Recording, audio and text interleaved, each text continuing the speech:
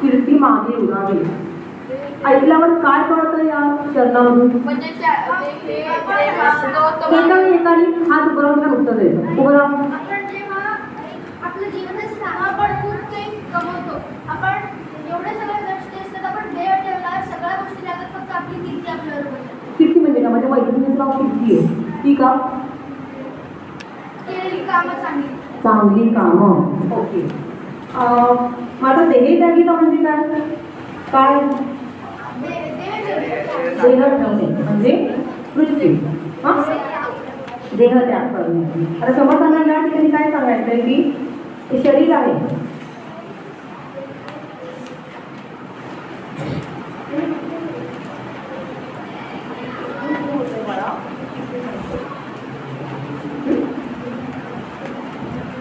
समर्थ या विषयी काय म्हणतात आहे की शरीर एक दिवस नष्ट होणार आहे आणि नष्ट म्हणजे ते आल्यानंतर आपल्यानंतर ज्या वेळेला आपलं नाव घेतलं जाईल, नाव घेतलं जाईल म्हणजे आता नाव सगळेच घेतात. अरे तो किती चांगला होता, माझ्याकडे त्याचे पैसे 50,000 दिलेच नाही त्याने, दोन्हीकडे नाव घेतलंय. पण आपण असं कार्य केलं पाहिजे की ते लोकांच्या आपल्या आजूबाजूला जे आहेत सगळ्यांच्या आठवणीत राहिलं पाहिजे, म्हणजे कीर्ती मागे उरावी. आता असे कोण कोण आहेत की जे आता सध्या आपल्यात नाही आहेत पण त्यांची नावं तुम्हाला लक्षात आहेत? अजित पवार. अजित पवार. ओके. उभं राहून शिवाजी महाराज, संभाजी महाराज, नाना पेशवे,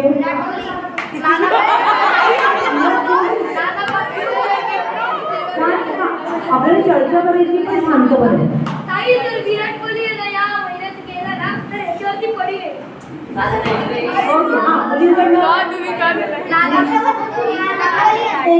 एक जण उत्तर देणार. महात्मा गांधी. ओके. बरं मला सांगा, मग तुम्हाला या सगळ्यामध्ये एखादी गायिका आठवते का? लेखक आठवतोय का? पु ल देशपांडे. सायंटिस्ट? हा, हो. मग आता या सगळ्यांना आपण का आठवतोय की त्यांनी काहीतरी असं कार्य केलेलं आहे की ज्याचा आपल्या सगळ्यांना उपयोग होतोय. काय उपयोग होतोय? 8 तास मॅच पाहिजे, टीव्ही बघून अभ्यास करून, मॅच असते की सुट्टी काढून घरी बसतात, अभ्यास करून घरी बसतात. उपयोग झाला का? उपयोग कसा?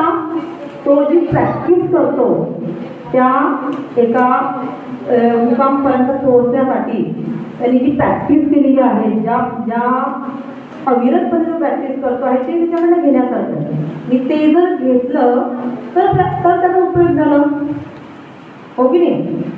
एक मॅच खेळायची असते त्यावेळेला ते किती महिनाभर 2 महिने आधी प्रॅक्टिस करत असतात ना, काल ऐकलं ना आपण. मग आपण तसं परीक्षेच्या 1 दिवस आधी अभ्यास करतो की किती अविरत अभ्यास करतो, रात्री बसले की सकाळी उठतात. मग वर्धा माहिती सगळं, वर्धा नाव ऐकलंय गावाचं? ऐकलंय? आता या वर्ध्या गावी त्या ठिकाणी मुरलीधर नावाची व्यक्ती राहत होते. छानशी गोष्ट पाहूया आपण. मुरलीधर नावाचे एक व्यक्ती राहत होते. त्यांचं पूर्ण जीवन म्हणजे साहस, करुणा, म्हणजे याचं एक उत्तम उदाहरण. त्या वकील होते पेशाने आणि उत्तम वकिली करायचे. म्हणजे अगदी त्यांनी ठरवलं असतं ना तर आपल्या भारतातले नंबर 1चे वकील ते झाले होते. पण ज्या वेळेला ते वकिली व्यवसाय करत होते त्यावेळेला त्यांनी भरपूर, आता वकिली व्यवसाय म्हणजे त्या वेळेला वेगवेगळ्या केस येणार, त्या केस लढायच्या आणि पर्यायाने समाजामध्ये असलेल्या प्रत्येक स्तरावरच्या जे लोक असतात त्यांचा त्यांना एक अनुभव आहे. ते पाहिल्यावर त्यांना कुठेतरी वाटतं की ही जी गरिबी आहे, हे जे लोकांना होणारा अन्याय आहे, त्याच्यासाठी मला कुठेतरी काम करायचं. मला असं म्हणून त्यांनी काही अर्थ म्हणजे त्यांचं काम करता आपण आपलं काम करू. जर तुम्ही काम करूया, मी त्यांना इथे बोलवते, तुम्हाला तिथे पाठवते, चालेल ना? छान करतील ते. तर त्यावेळेला त्यांची जेव्हा लक्षात आलं, त्यांनी त्यावेळेला त्यांची जी वकिली होती ती एकदम प्रसिद्धीच्या शोधात होती. म्हणजे असं झालं नाही की त्यांनी केस घेतली आणि ती जिंकले नाही, पण त्यांनी ती वकिली सोडून दिली, व्यवसाय सोडून दिला आणि स्वातंत्र्य संग्रामामध्ये तिथे त्यांनी योगदान दिलं. त्यानंतर बरेच वर्ष त्यांचं कार्य सुरू होतं आणि एक दिवस पावसामधून घरी जात असताना रस्त्याच्या कडेला त्यांना एक माणूस पडलेला दिसला. आता आजकाल आपल्याला रस्त्याने जाताना एखादा व्यक्ती पडलेला दिसत आपण काय म्हणतो? फोटो काढतो, शेअर करतो, हो ना? त्यांना तो व्यक्ती दिसल्यावर त्यांना कळव आली त्याची की अरे हा असा वकील जो पाऊस पडतोय, बरं नुसता पडलेला नव्हता तो, त्याला स्किन डिसीज झालेला होता.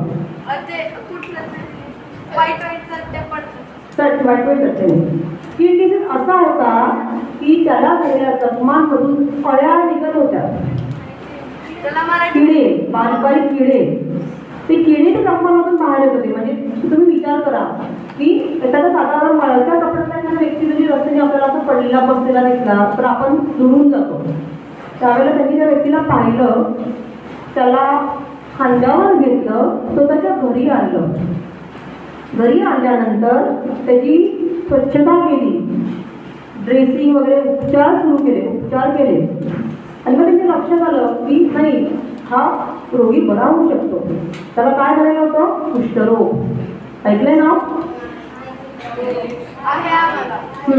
आणि मग त्यांनी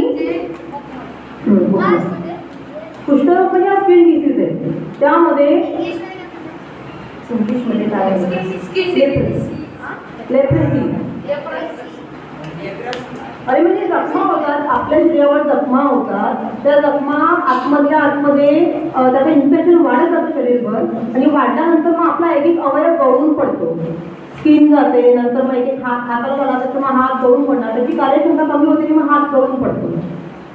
मग अशा पद्धतीचा आजार तिला झालेला होता. त्यांनी त्याच्यावर उपचार केले आणि मग त्यांच्या लक्षात आलं की जेव्हा त्या व्यक्तीने सांगितलं की हो मला हा आजार झाल्यानंतर माझे जे घरातले आहेत त्यांनी मला घराबाहेर काढलं, त्यांनी सांगितलं तू आमच्यासोबत राहू नको, तुझ्यामुळे आम्हाला तो आजार होणार, आणि घराबाहेर काढलं. म्हणजे त्याचे स्वतःचे जे लोक आहेत, स्वतःचे घरातले फॅमिली मेंबर्स, त्यांनी सुद्धा त्यावेळेला त्याची साथ दिली नाही. अशा वेळी मग त्यांच्या लक्षात आलं की असा हा एक व्यक्ती आहे, अशी कित्येक व्यक्ती असतील समाजामध्ये. आणि मग त्यांनी ठरवलं की आता मी अशा व्यक्तीसाठी काम करणार. बाबा म्हणजे त्यांचं नाव काय होतं आठवतं तुम्हाला? बाबा आमटे. पूर्ण नाव काय आहे बाबा आमटेंचं?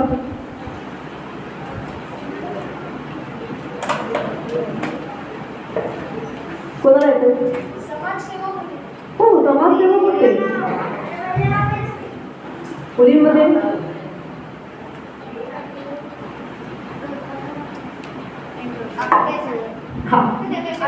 मुरलीधर देविदास आपटे, आलं लक्षात? आणि नंतर आपण त्यांना बाबा आमटे म्हणून ओळखायला लागलो.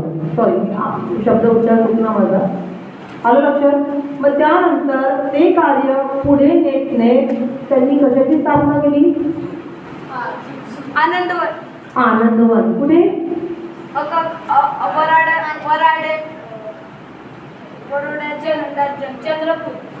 चंद्रपूर. कुठे?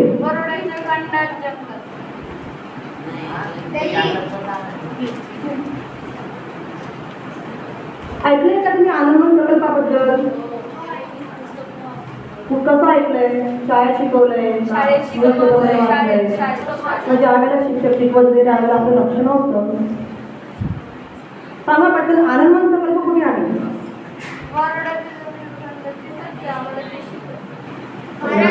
चंद्रपूर जिल्ह्यामध्ये. त्यांनी अशी गावं घेतली की जी थोडी गावाबाहेर होती, कारण की त्यावेळेला लोकांची मानसिकता तशी नव्हती की त्या लोकांना स्वीकारतील.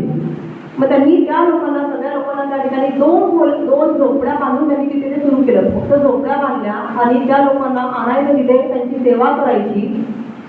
त्यासाठी त्यांनी आवश्यक असलेलं शिक्षण मित्रांना शिकून घेतलं आणि ते काम पुढे सुरू केलं. आज तो प्रकल्प म्हणजे पूर्ण भारतभर, जगामध्ये सुद्धा त्याची प्रसिद्धी सगळीकडे झालेली आहे. एवढं त्यांचं काम. आता त्यांची जी पुढची पिढी आहे ती सुद्धा त्याच कार्यामध्ये, म्हणजे त्यांनी सुद्धा स्वतःला त्याच कार्यामध्ये वाहून घेतलं. 15 ऑगस्ट 1949 मध्ये त्यांनी याची स्थापना केली, आनंद मंच. मग आता त्यावेळेला जर त्यांनी असा विचार केला असता, अरे कोणतरी पडलेला आहे बघा, ते मला काय करायचं, मी सांगेल हे एवढं मोठं जे उभारलं आहे ते असतं का.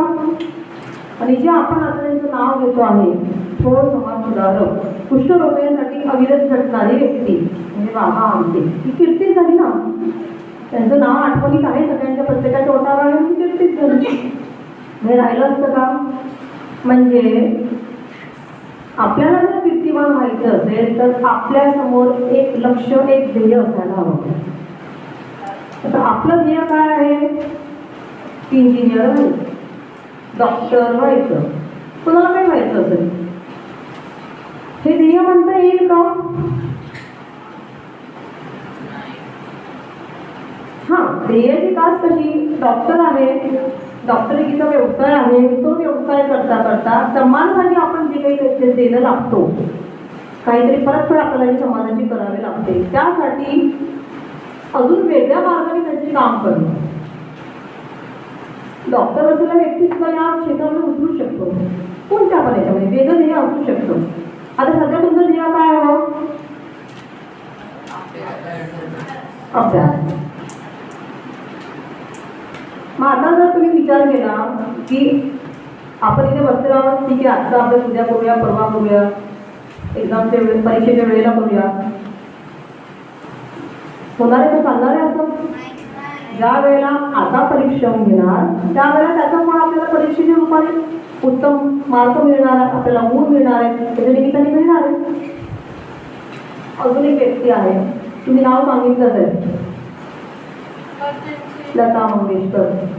ते मेरे वतन के लोगों, काय नाही येत आपल्याला. नाही ऐकल्यावर पटकन लता मंगेशकर यांचा चेहरा ऐकलं ना समोर. हे गाणं ज्या वेळेला वाचतं, हे गाणं कसं तयार झालं तुम्हाला माहिती आहे का. त्या कोणत्या वेळेला असंच मनात आलं, काहीतरी गाणं लिहिलंय एका लेखकाने आणि मग आपण त्याला चाल लावलेली म्हणतोय, असं झालं का. नो, वॉर बरोबर आहे, पण कोणामध्ये झालेलं ते भारत आणि चायना, चीन, भारत आणि चीन यांच्यामध्ये जे युद्ध झालं होतं त्यावेळेला जे सैनिक, आपले जे सैन्य जे त्यावेळेला मारले गेलेले होते किंवा जे मोठ्या प्रमाणावर जखमी होऊन की नंतर त्यांना पुढे आयुष्यभराचं काहीतरी नुकसान झालेलं आहे, की कोणाचा हात गेलाय, कोणाचा पाय गेलाय, कोणाचा डोळा गेलाय त्या युद्धामध्ये. मग त्या लोकांना समर्पित करून लता मंगेशकरांनी हे गाणं त्यावेळेला गायलं होतं. आता लता मंगेशकरांना आपण काय म्हणून ओळखतो, गान कोकिळा. पद्मभूषण किताब त्यांना, भारतरत्न किताब त्यांना मिळालेला आहे. आता ज्या व्यक्तीला भारतरत्न किताब मिळालेला आहे, गान कोकिळा म्हणून ओळखल्या जातात, त्यांनी जर म्हणलं उद्या मला रेकॉर्डिंग करायचंय, मला सगळं येतं, मला मी गान कोकिळा आहे, कशाला सराव करायला पाहिजे, मला येतं सगळं, उद्या मी रेकॉर्डिंगला येते, चालेल का. त्या व्यक्तीचा जरी त्यांना एवढा मोठा पुरस्कार मिळालेला होता तरीही प्रत्येक गाण्याच्या रेकॉर्डिंगच्या आधी नवीन मुलगा, नवीन संगीत क्षेत्रामध्ये आलेला एखादा विद्यार्थी असेल अभ्यासामध्ये किंवा नवीन एखाद्या वर्गात आलेला विद्यार्थी तसा सुरुवातीला पूर्णपणे लक्ष देऊन सातत्याने सराव करतो, तसा सराव त्या करायचा. प्रत्येक गाण्याच्या रेकॉर्डिंगच्या वेळी लक्षात ठेवा किती गाणी गायली त्यांनी आणि प्रत्येक गाण्यासाठी किती किती दिवस त्यांना सराव करायचा, तेव्हा कुठे ते गाणं म्हणायचं आणि ते गाणं अजरामर होतं. मग आता आपले नेहमी जिथे आपण आहोत, प्रभू श्रीराम आपल्याला सगळ्यांना माहिती आहे का?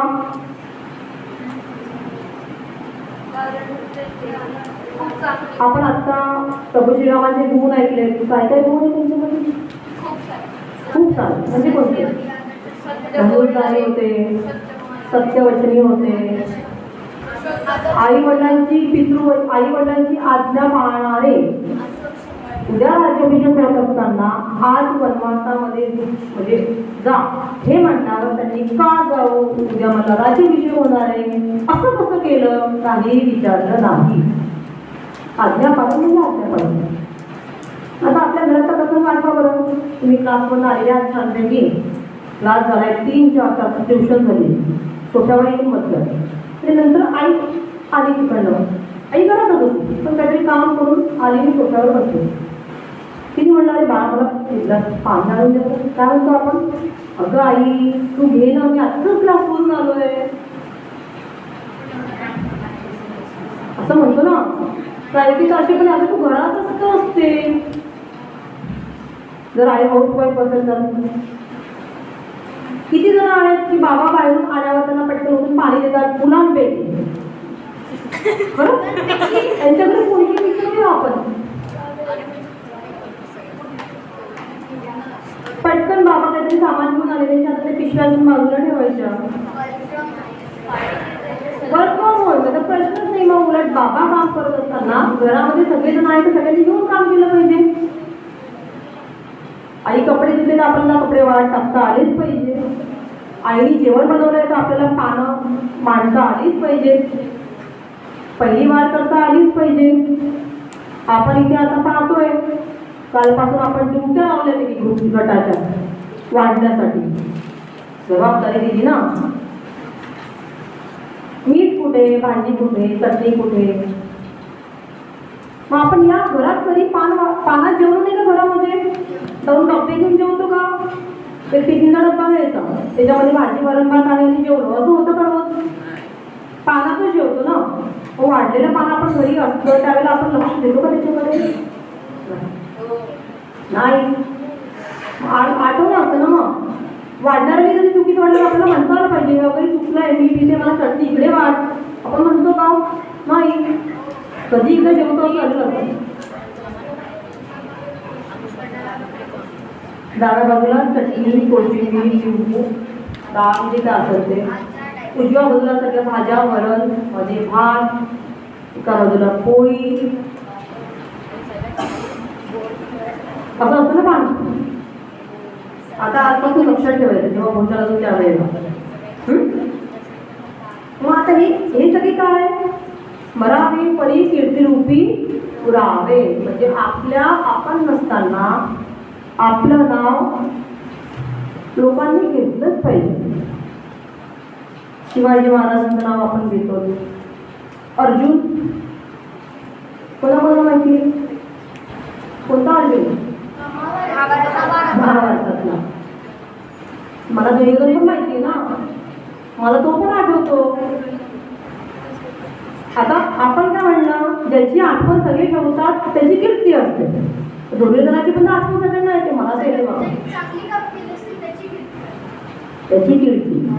नाव सगळ्यांचंच घेणार आहे. अर्जुनाचं नाव होतं, दुर्योधनाचं नाव पण घेतात. आपल्याला हे ठरवायचं आहे की आपल्या मागे आपल्याला कसं घेतलं पाहिजे. आपल्याकडे पाहून आपल्याकडे बोट दाखवून कोणी असं म्हणता कामा नये की याच्यासारखं वागू नको. हा प्रयत्न आपला पाहिजे. आता यासाठी काय करायचं, एखादं पुस्तक द्यायला घ्यायचं, आश्रम संस्था काढायची, असं काम करायचं का. मोठं झाल्यावर डायरेक्ट मला माझं नाव आठवणीत राहिलं पाहिजे. मागच्या 10 वर्षाला आता मी काहीच करणार नाही. आजच्या 10 वर्षाला मी एक संस्था काढेल, तिथे काहीतरी काम करेल, झालं माझं नाव. असं होणं शक्य आहे का. कॉन्स्टंटली करावं लागेल. पण तेवढ्या वेळेची वाट नाही पाहिजे. या गोष्टी अशा असतात की आपण ज्यावेळेला छोट्या छोट्या गोष्टी करतो त्या अंगात भिनत जातात आणि मग हळूहळू त्या गोष्टीची सवय लागते. छोट्या छोट्या गोष्टीची सवय करायची सवय असते ना आपल्याला काम करायची. छोट्या छोट्या गोष्टी की आपसुकच मोठ्या गोष्टी सहज करतात. ज्याला 1 तास 2 तास अभ्यास करायची सवय तर 4 तास आरामशीर अभ्यास करू शकतो. ज्याला 15 ते 20 मिनिट मांडी घालून शांत बसायची सवय ते एकदा बसू शकतो आणि ते सरावाने होतं. मग आता आपण काय करू शकतो? आपल्याला बरेच टायमिंग 2-3 दिवस ताई दादा सगळे ते सांगतात आपल्याला काय करायला पाहिजे. आपण काय करू शकतो? मग त्याच्यासाठी छोट्या छोट्या गोष्टी सवय लावायची. कचरा मेडिसिन टाकायचा, कोणाला दुखवल्या जाईल असं वागायचं बोलायचं नाही, घरात छोटी छोटी कामे करायची. अशी कितीतरी आहे की त्याला लाईट फॅन बंद करायचा. आता आपण कोणी म्हणणार आहे का अरे ही लाईट फॅन बंद करायचं, ते कुठची काळजी चालली आहे ती नेहमी लाईट फॅन बंद करते असं म्हणणार आहे तर कोणी? तसं नाही म्हणणार आहे लगेच.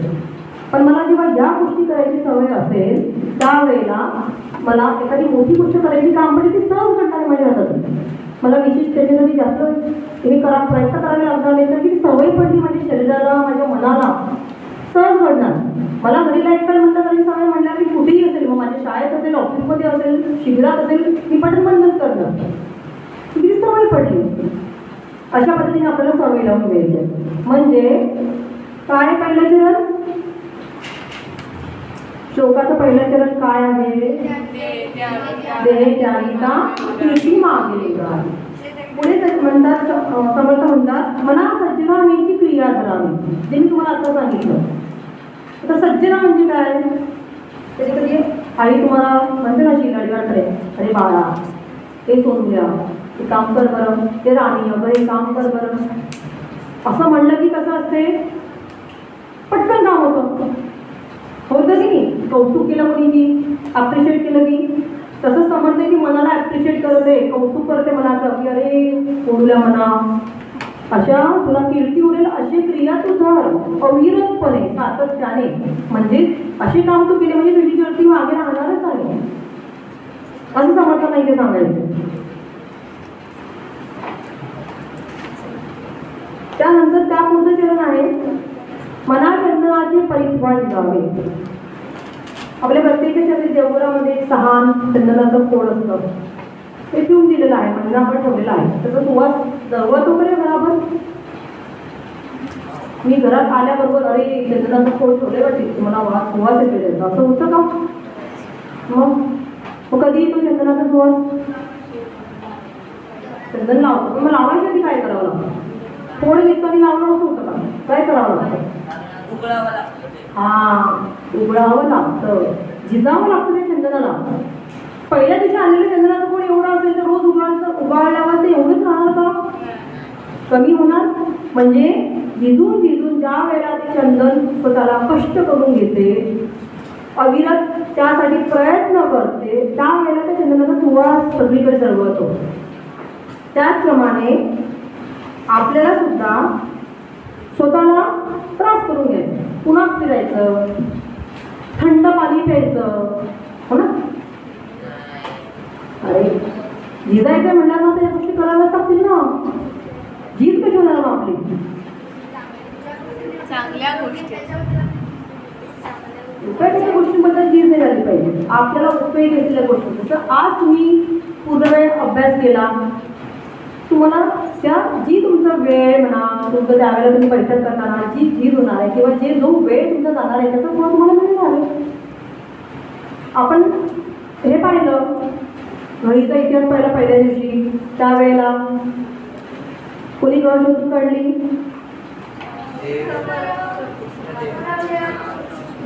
कोण आहे? 2 दिवसात नाव नाही काहीतरी म्हणजे काय नाव होतं? पटकन